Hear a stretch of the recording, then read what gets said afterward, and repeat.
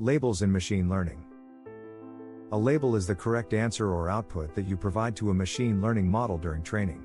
It's the target value the model learns to predict based on input data.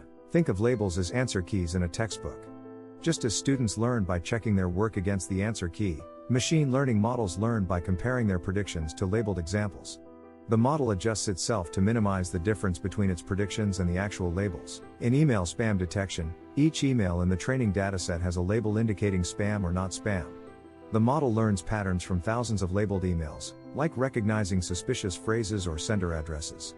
This relates to supervised learning and machine learning, where labeled data guides the training process.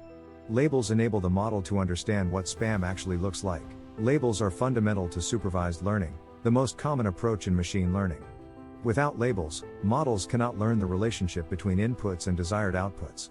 Quality labels directly determine model accuracy, making data labeling a critical step in AI development. Labels in machine learning.